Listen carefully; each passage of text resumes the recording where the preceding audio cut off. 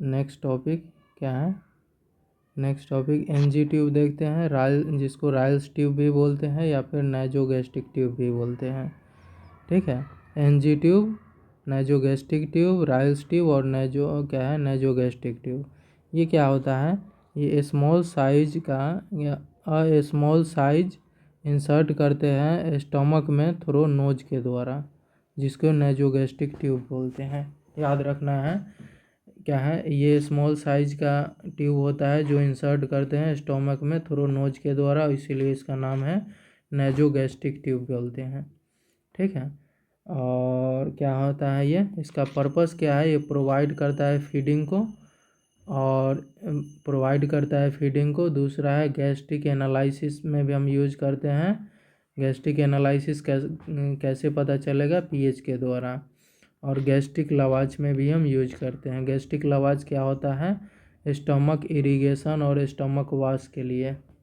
ठीक है, कौन सा हम सोल्यूशन यूज करते हैं स्टमक इरिगेशन में? तो नॉर्मल सलाइन हम यूज करते हैं।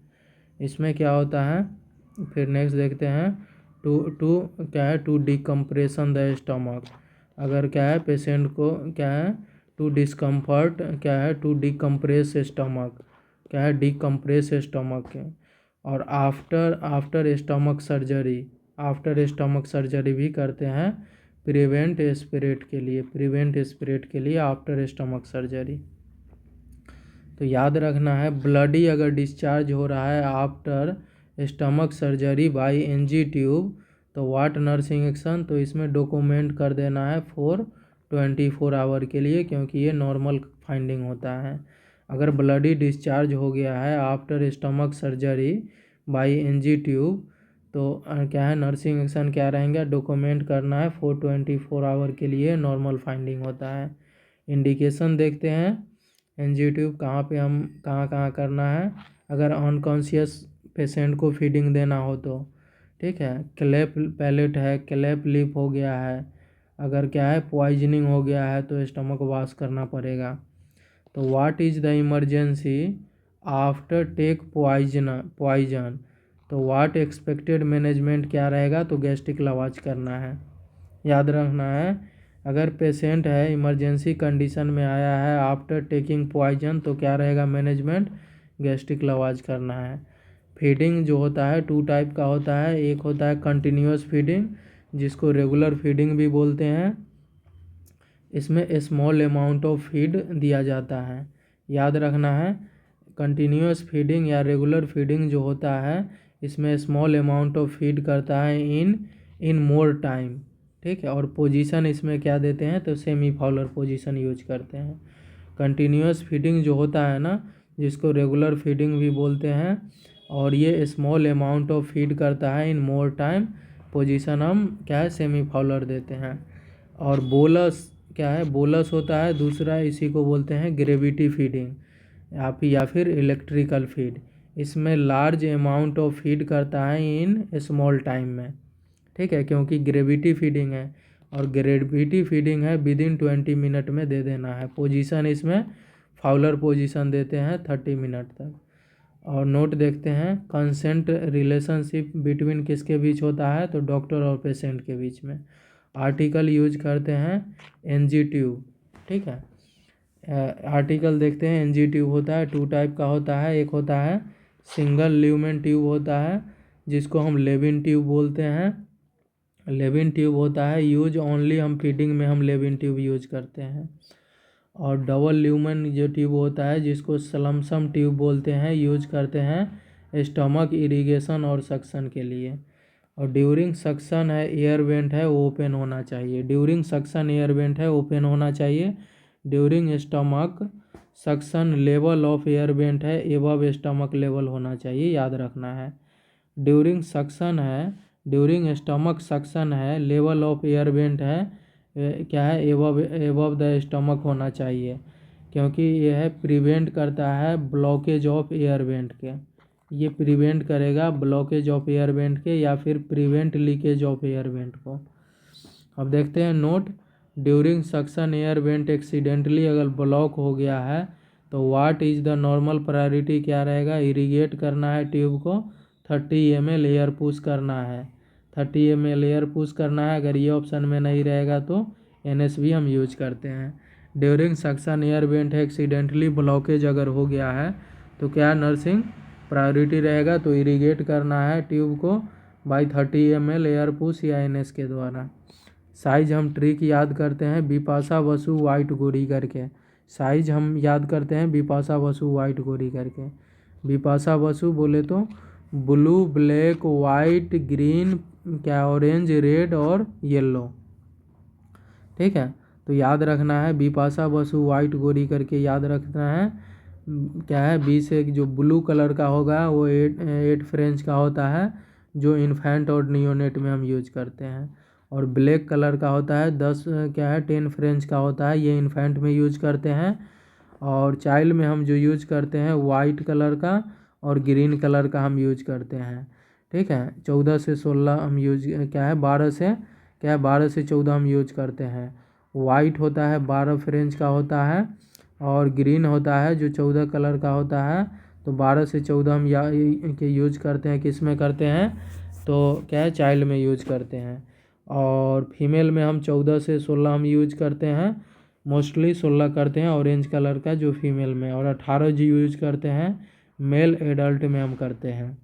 और येलो कलर जो होता है जो 20 फ्रेंच का होता है, उसमें टॉलेस्ट पर्सन जो रहेगा, टॉलेस्ट पर्सन उसमें हम यूज करते हैं। 1 फ्रेंच बराबर कितना होता है, 0.3 mm होता है। 1 फ्रेंच बराबर 0.3 mm होता है। अब देखते हैं, नोट देखते हैं, sterilisation of NG tube. NG tube को स्टरलाइजेशन किससे करते हैं, तो गामा रे से करते हैं। लोकल एनेस्थेसिया होना चाहिए, 2% जाइलोकैन या लिडनोकैन होना चाहिए, वो भी वाटर सोलूबल। अवॉइड करना है ऑयल सोलूबल, नहीं तो रिस्क ऑफ स्पिरिट का चांस बढ़ जाएगा। नोट देखते हैं, which solution use for clean nostril, nostril को क्लीन करते हैं 1% सोडा बाइकार्बोनेट से। सिरिंज होना चाहिए, स्टेथोस्कोप होना चाहिए, ग्लास ऑफ वाटर विथ स्ट्रो होना चाहिए। Reduce the flexibility, reduce the flexibility, जिसमें हम क्या करेंगे, ट्यूब सॉक इन आइस वाटर या कोल्ड वाटर में, जिससे ट्यूब इजीली इंसर्ट हो जाएगा। रिड्यूस द फ्लेक्सिबिलिटी बोले तो ट्यूब सॉक करेंगे आइस वाटर या कोल्ड वाटर में, जिससे ट्यूब इजीली इंसर्ट हो जाएगा। पोजीशन कौन सा देते हैं इसमें, इंसर्ट करेंगे उस टाइम तो हाई फाउलर पोजीशन देते हैं, साइट जो रहेगा लेफ्ट नोस्ट्रिल में। ठीक है, अवॉइड करना है राइट नोस्ट्रिल, नहीं तो क्या है, सेप्टम डेविएशन हो सकता है, बिकॉज चांस ऑफ ब्लीडिंग। ठीक है, और मेजरमेंट कैसे करेंगे, tip of nose to ear lobe, then mid way between umbilicus और जिम्फॉइड प्रोसेस। बोले तो क्या है, 2 सेंटीमीटर बिलो होना चाहिए जिम्फॉइड प्रोसेस से, फर्स्ट प्रायोरिटी। दूसरा है tip of nose to ear lobe then xiphoid process, ये सेकेंड प्रायोरिटी। तीसरा है tip of nose to ear lobe then क्या है, लोअर स्टर्नम। ठीक है, थर्ड प्रायोरिटी रखना है। इंसर्ट करना है ट्यूब को अप्लाई 2% जाइलोकैन टिप ऑफ नोज पे। ठीक है, और गिव इंस्ट्रक्शन देंगे, गिव इंस्ट्रक्शन ट्यूब विजुअलाइजेशन करना है बैक ऑफ थ्रोट के लिए। क्या है, ट्यूब सोलो एज वाटर के तरह सोलो करना है ट्यूब को। अब देखते हैं नोट क्या है, नर्स है ऑब्जर्व कर रहा है रेस्पिरेटरी डिस्ट्रेस सिंड्रोम हो गया है ड्यूरिंग NG ट्यूब इंसर्ट इन क्लाइंट, तो व्हाट इज नर्सिंग एक्शन क्या रहेगा, तो क्या है, पुल बैक करने लेना है और क्या है, री इंसर्ट करना है ट्यूब को जब कंडीशन सबसाइड हो जाए। ठीक है, नर्स ऑब्जर्व कर रहा है रेस्पिरेटरी क्या distress syndrome during NG tube insert इन ट्रेकिया, तो एक्शन क्या रहेगा, नर्सिंग एक्शन क्या है, पुल बैक करो और री इंसर्ट करना है ट्यूब जब कंडीशन सबसाइड हो जाए। चेक करना है correct placement tube before fixation, x-ray से करते हैं, और नर्स के द्वारा रहेगा फर्स्ट प्रायोरिटी स्पिरिट चेक करना है, और दूसरा अस्कल्टेशन हम देखेंगे। एक्सीडेंटली अगर नोज ब्लीडिंग हो रहा है तो व्हाट इज नर्सिंग एक्शन क्या रहेगा, तो पेशेंट को बोलना है सिटिंग पोजीशन में बैठना है, गिव सिटिंग पोजीशन और फॉरवर्ड हेड कर देना है, जिससे इपीग्लोटिस क्लोज हो जाएगा और रिड्यूस चांस ऑफ स्पिरिट हो जाएगा। या फिर कोल्ड एप्लीकेशन यूज करना है या पिंच द नोज।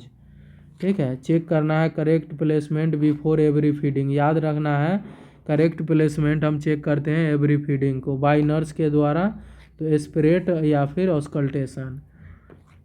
चेक करना है रेसिडुअल वॉल्यूम, नॉर्मल अमाउंट होता है 100 ml। अगर residual volume more than 100 ml हो जाता है तो पेशेंट को बोलेंगे होल्ड द नेक्स्ट फीड के लिए। ठीक है, अगर मोर देन 150 ml हो गया है तो फर्स्ट प्रायोरिटी है अवॉइड करना है फीड को। दूसरा है लेफ्ट लेटरल पोजीशन पेशेंट को लेटने के लिए बोलेंगे। रेशनल यही है एम्प्टी हो जाए स्टमक। क्या रेसिडुअल वॉल्यूम इज अगर 100 ml है तो री इंसर्ट करना है इन स्टमक में। एडवांटेज यही है प्रिवेंट हो जाए मेटाबॉलिक अल्कोलोसिस। ठीक है, जिससे प्रिवेंट हो जाए मेटाबॉलिक अल्कोलोसिस। ठीक है, अब फीड देखते हैं। फीडिंग टेम्परेचर रूम टेम्परेचर पे देना है। अगर रूम टेम्परेचर क्या है टेम्परेचर अगर ज़्यादा हो तो डायरिया क्या है डायरिया करा सकता है। अब गैप बिटवीन एस्पिरेट और फीडिंग के बीच क्या है, गैप बिटवीन एस्पिरेट और फीडिंग के बीच है क्या है 10 मिनट होना चाहिए। चेक करना है चेक क्या है केयर ऑफ एनजी ट्यूब कैसे करते हैं। अगर डॉक्टर प्रिस्क्राइब किया है टैबलेट फॉर मेडिकेशन के लिए तो क्रश करना है टैब को विथ डाइल्यूट करके 15 से 30 ml वाटर में।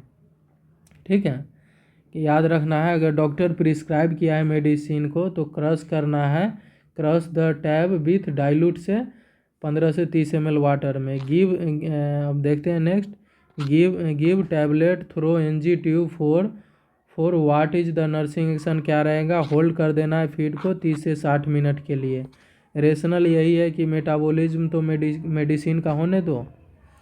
उसके बाद है इरिगेट करना है ट्यूब को बाई किसके द्वारा 20 से 30 ml क्या है वाटर या NS से। याद रखना है ट्यूब को इरिगेट करना है 20 से 30 ml NS से। आफ्टर एवरी फीडिंग है वॉश करना है ट्यूब को बाई NS के द्वारा। After every feeding wash the tube by किसके द्वारा NS के द्वारा करना है। और क्या है रेशनल यही है प्रिवेंट स्टेनोसिस ऑफ ट्यूब हो जाए। चेंज करना है क्या है चेंज करेंगे फीडिंग को एवरी 4 आवरली। क्या है चेंज करना है फीडिंग को एवरी 4 आवरली फीडिंग को चेंज करते हैं। चेंज फीडिंग करते हैं एवरी 4 आवर। और फीडिंग कंटेनर को चेंज करते हैं 24 घंटे में। याद रखना है। और चेंज एनजी ट्यूब को हम 7 से 10 दिन पे हम कर देते हैं, ये हॉस्पिटल पॉलिसी होता है। तो फीडिंग चेंज करते हैं एवरी 4 घंटे में और फीडिंग कंटेनर को 24 घंटे में। और चेंज द एनजी ट्यूब हम 7 से 10 दिन में करते हैं, ये हॉस्पिटल पॉलिसी होता है। अब देखते हैं remove the NG tube. Remove करना है एनजी ट्यूब को, रिमूव करेंगे एनजी ट्यूब को तो नर्सिंग प्रायोरिटी के क्या रहेगा, चेक करना है गैग रिफ्लेक्स को। ठीक है, रिमूव करेंगे एनजी ट्यूब को तो नर्सिंग प्रायोरिटी क्या होगा, चेक करना है गैग रिफ्लेक्स को। कैसे चेक करेंगे, क्या है to give sip of water देंगे और पेशेंट को बोलेंगे सॉलो करने के लिए। इंस्ट्रक्शन गिव बाय नर्स क्या दोगे, डीप ब्रीदिंग देन होल्ड। ठीक है, इंस्ट्रक्शन गिव बाय नर्स क्या कहोगे, बोलोगे पेशेंट के भैया कि डीप ब्रीदिंग करो और देन होल्ड, जिससे क्या है रेशनल प्रिवेंट एस्पिरेट हो जाए। ठीक है, कॉम्प्लिकेशन देखते हैं। वोमिटिंग देखने को मिलेगा, डायरिया, इन्फेक्शन और प्रेशर अल्सर। वोमिटिंग देखते हैं। वोमिटिंग जो होता है ये अप्रोप्रिएट अगर क्या है वोमिटिंग कैसे हो गया, अगर अप्रोप्रिएट पोजीशन नहीं दिए हो तो। During NG tube feeding is अगर पेशेंट वोमिट कर रहा है तो व्हाट इज नर्सिंग एक्शन क्या रहेगा, होल्ड करेंगे फीडिंग को होल्ड कर देना है और गिव पेशेंट को साइड लेटरल पोजीशन क्या है पेशेंट को साइड लेटरल पोजीशन दे देना है, जिससे रेशनल है प्रिवेंट एस्पिरेट हो जाए। ठीक है, अगर क्या है वोमिटिंग है, अगर अप्रोप्रिएट पोजीशन नहीं दिए हो पेशेंट को तो देखने को मिलेगा। ड्यूरिंग एनजी ट्यूब है, ठीक है, वोमिटिंग का क्या है, अगर अप्रोप्रिएट पोजीशन नहीं दिए हो ड्यूरिंग एनजी ट्यूब फीडिंग, अगर पेशेंट वोमिट कर दिया है तो एक्शन क्या रहेगा, नर्सिंग एक्शन होल्ड करना है फीडिंग को और पेशेंट को है क्या है साइड लेटरल पोजीशन लेटने के लिए बोलते हो और फिर क्या है जिससे प्रिवेंट एस्पिरेट हो जाए। डायरिया जो होता है ये क्या है, फीडिंग टेम्परेचर अगर इंक्रीज है मोर देन रूम टेम्परेचर तो डायरिया हो सकता है, और डायरिया मोस्ट कॉमन कॉम्प्लिकेशन होता है एनजी ट्यूब फीडिंग में। ठीक है, याद रखना है। डायरिया इन्फेक्शन है अगर अनहाइजीनिक टेक्निक है, जिसे क्या है चांस ऑफ, क्या है मतलब चांस एंड फॉर्माइट, और चांस ऑफ फॉर्माइट और वाश एवरी 2 आवरली कर देंगे। ठीक है, क्या एग्जांपल, चांस ऑफ फॉर्माइट और वाश एवरी 2 आवर करेंगे। और प्रेशर शोर हो जाएगा चेंज इन फिक्सेशन साइट के कारण, प्रेशर शोर। ठीक है, तो ये अपना हो गया, कंप्लीट हो गया 2 टॉपिक। ठीक है, क्या है एनजी ट्यूब। ठीक है।